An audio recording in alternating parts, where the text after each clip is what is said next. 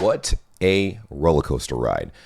This year and everything leading up to the moment that has just occurred, which were the Germany election results, has been pretty gut-wrenching. I mean, a lot of stuff's been happening in America, and a lot of stuff has been happening in Germany, particularly with the AfD and the CDU, a bunch of different little parties and stuff like that, but particularly with the AfD, and people were kind of on edge. So seeing the election results kind of shocked myself.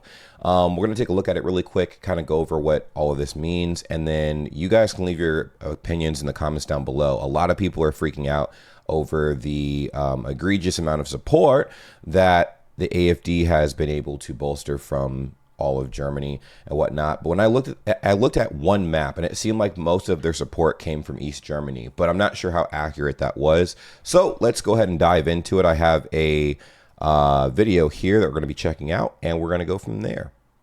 Major political shift in Germany that could send shockwaves across Europe. CBS's Holly Williams is in Berlin tonight. It's crazy because I'm not sure which party wound up winning. We're about to check this out. Good evening, Jerika. The Alternative for Germany, or AfD, is on track to win about 20% of the vote here. They are far-right, anti-immigration, and want closer ties with Russia. And they have the support of Elon Musk. Yeah, which is absolutely insane. I saw the poll numbers, and second place was definitely the AfD, and it's diabolical. So next to this video that we're going to be watching, right, I have the results pulled up here. So you have the CDU and CSU with 208 seats, right, 14 million votes, and then you have the AfD with 152 seats and 10 million votes, bruh. That is insane. Like, this is not even like they're that far behind. This is the most amount of support they've seen in ever. Literally ever. Like normally they're in the low percentages for support and whatnot, but very recently they've skyrocketed to literally the top. So it's weird because I also looked at what that meant for coalitions, and the CDU is like, yeah, we're definitely not going to be forming a coalition with the AfD no matter what. That's like completely off the table. But that's also diabolical because, bro, look, like 152 seats, that's pretty much damn near half the goddamn, you know what I'm saying? Like that's a good little bit of the party right there, man. That's insane. It's the AfD's best result since the party was established just 12 years ago. During the campaign, the party's leader, Alice Weidel, pledged to carry out the mass deportation of immigrants. Popular with some voters who believe Germany's let in too many too quickly. Recent violent attacks by asylum seekers have fueled their frustration. But in a country that spent decades coming to terms with its Nazi history, many are outraged. The far right is taking more and more control of our country, and I'm really worried history is repeating. It's crazy because now what is the pull that AfD has with the results, right? Because if they're not a part of the coalition, then it doesn't seem like the AfD has that much influence in the government, because they're not going to be a part of like the main governing body, right? I mean, they'll be in the background making decisions and stuff, but it wouldn't be as impactful as if they were in the primary governing body of Germany, right? I mean, that's as far as I understand. You guys can let me know. German intelligence has placed the AfD under surveillance for suspected extremism, and Germany's mainstream parties have vowed not to form a coalition with them. Despite that, Vice President J.D. Vance met with the AfD's leader in Germany this month and urged Europe to stop isolating far-right parties. If you're running in fear of your own voters, there is nothing America can do for you.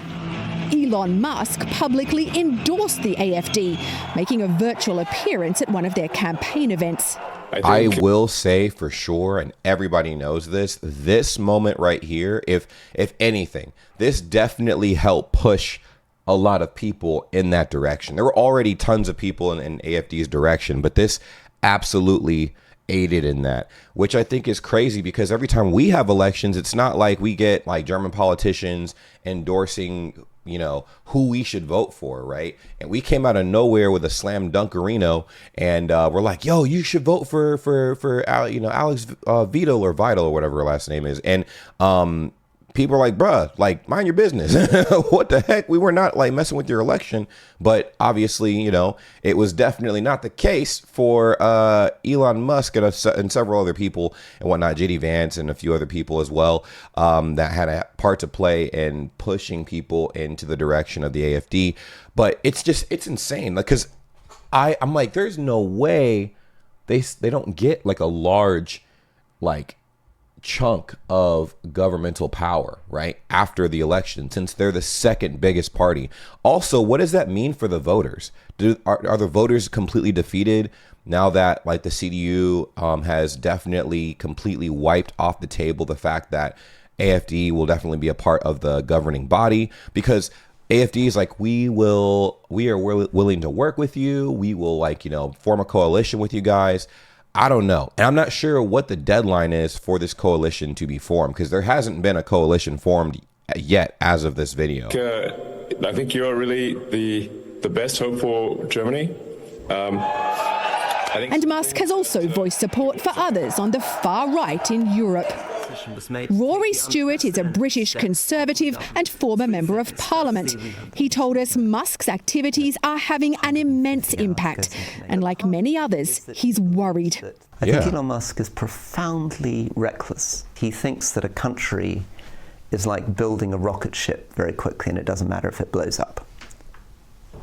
Following this election... That's a really good example, actually. That's a very good example. It's almost like the whole world is his giant plaything. Now let's look at these results again. And then there's another like article we'll look at. So right here, it says, okay, cool. So CDU is in first place with 208 seats. AFD is in second place with 152 seats. SPD is in third place with 120 seats. Grüne is in fourth place with 85 seats. CDU is currently looking for a coalition. So I think we're going to get CDU, SPD, and Grüne, the top three outside of the AFD, right, for a coalition. Maybe they will look at other parties as well. Oh my God, FPD is 0 seats. They got less than 5% of the votes. Good God, there's 0 seats here for BSV, which is diabolical, dude. They got 4.7% of the, wow. Literally, the parties that have the most seats, it's Die Linke, Grüne, SPD, AFD, and CDU. And since AFD is not on the table anymore, it's the parties that the CDU is willing to work with is now the SPD, Grüne, Die Linke, and I swear to God, bro, if they use the SSW dog as one of their seats, that'd be diabolical. So obviously, these are their choices. We're gonna either see like, I don't know, like just they could do like an Africa coalition, right? Like, what, SPD and Grüne, and then CDU, isn't it the colors of the African flag or something like that? Green, black, and green, red, and black or something like that. Those colors got to be in the flag, right? I can't be all the way off, right? Anyways, so there's an article here. It says FPD leader resigns after the election result as it happened. Oh my God, what happened? Okay, so it says the final results confirm Friedrich Merz and his CSU alliance on 28.5%. The AFD in second place on 20.8%. The best result literally ever for the AFD. The SPD slumping by 10 percentage points to 16%, and the Greens to 11%. The left has surged to 8.8%, and the Liberal FPD, which triggered the early election of collapsing Olaf Scholz's coalition, along with the far left Sahara Wagenknecht alliance, failed to meet the 5% threshold required to get into parliament. That's wild. That is wild. So results mean that Merz could form a so-called grand coalition with the SPD without needing to find a third party, actually. Oh, I didn't know that could be a thing. I thought it had to be 3 parties. That would mean a future government would be more stable and less fractious than, for example, Schultz's. So it would be like less combative. If they were to push anything, everybody would be on the same page, which it seems very feasible. Honestly, that seems very feasible. I didn't even think that you guys could do just 2 parties. The Social Democratic Party was left reeling in the back of a historically low vote share, with outgoing Chancellor Olaf Scholz admitting it was a better result. He said he should not be involved in any coalition talks with the CDU, CSU, with other SPD leaders expected to lead.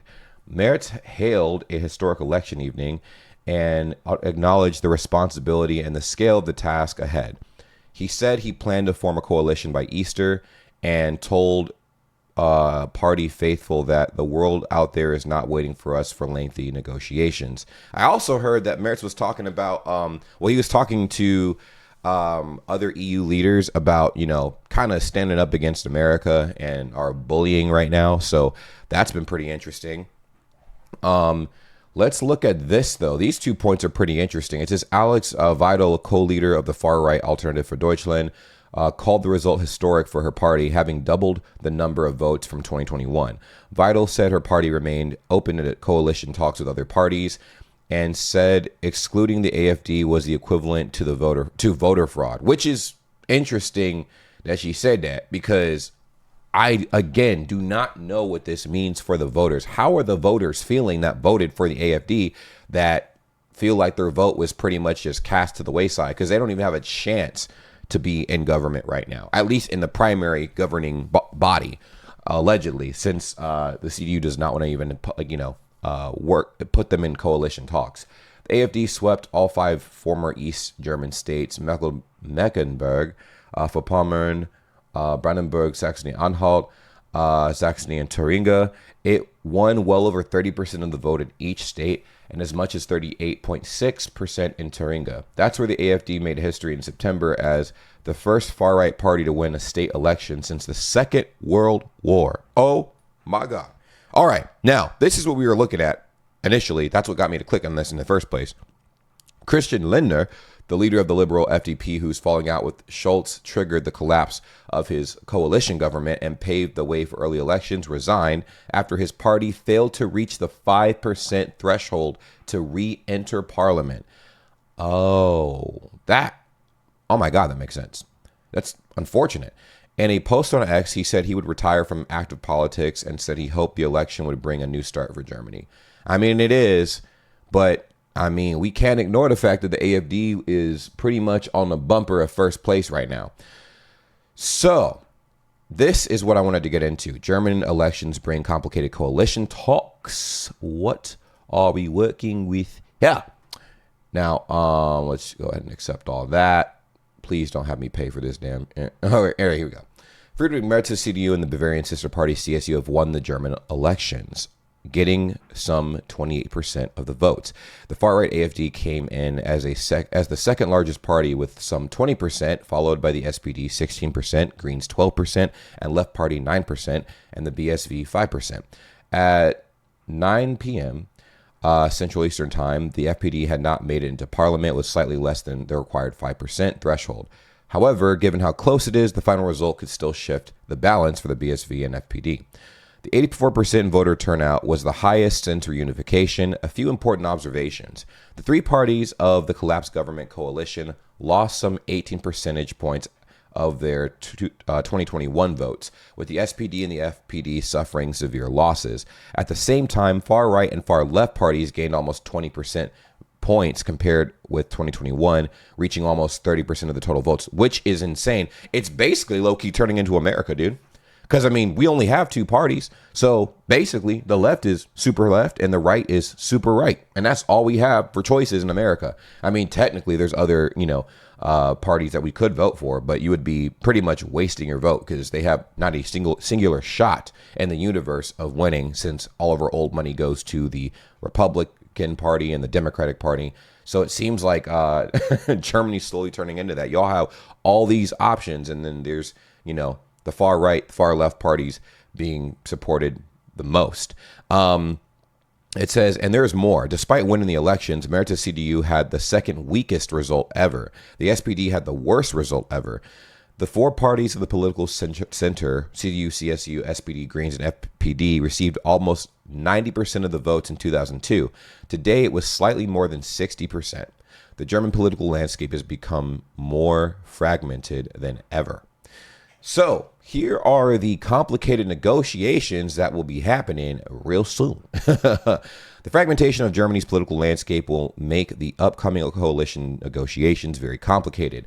Adding to these complications is the fact that during the election campaign, CDU and CSU fired aggressive political attacks on the Greens. Oh my God, same team. What are you guys talking about? At times, explicitly ruling out any coalition with the Greens. This is insane work, considering that the AFD was literally on the bumper of everybody. Like, why would y'all be beefing like this, bruh? Anyways, it's not necessarily the smartest move to rule out parties from the political center and an ever fragmented political landscape, which is what I am saying, bro. Why would you be beefing with the Greens when the AFD has so much support, dude? Crazy. Now, I understand a lot of the people that follow me, voted for all kinds of people. And I remember I made a few videos in the past about the election, and a lot of people were in the comments saying, well, you don't understand, James. AFD isn't so bad. And bruh, if y'all can't see the cloak and dagger stuff happening right now, it's diabolical. Because here's what I think would happen if they were in power, right? Obviously, it'll be a nice, like, oh, see, we're not that bad. And then it'll be like what's happening right now in America, where, Trump signed so many, like executive orders. Things are changing like wildfire. The difference is they will have the backing of every single, the backing of, Elon Musk, Trump, and every other like, far right leaning body of government to back up some diabolical changes that they could make that they were not talking about. And that's the biggest concern, I think, worldwide, right? Like AFD pretty much following in the footsteps of, a party. I'm not going to say it, but you know what I'm saying? I mean, if if it looks like a duck and quacks like a duck, it's a duck. You know what I'm saying? So, and also, I don't understand how other parties can't tackle the issue of immigration if that's what the issue is, right? I mean, it didn't seem like any of the other parties were really keying in on that. I mean, that would seem like a very obvious election strategy. Like, okay, cool, AFD is getting all these votes because of this, stance on immigration and asylum seeking and why don't we all look into that and find a feasible solution so we don't lose our voters? But it seems like it's been a very guttural reaction to everything the AFD has been doing. So I don't know. That's what it seems like from the outside looking in. You guys let me know in the comments down below. At the time of this writing, it's still unclear whether the FPD and the BSV can still make it into parliament, with the BSV clearly not to be a candidate to join the next CDU-led government. The FPD would. And an even more complicated situation would arise if the BSV makes it into parliament, but the FPD doesn't.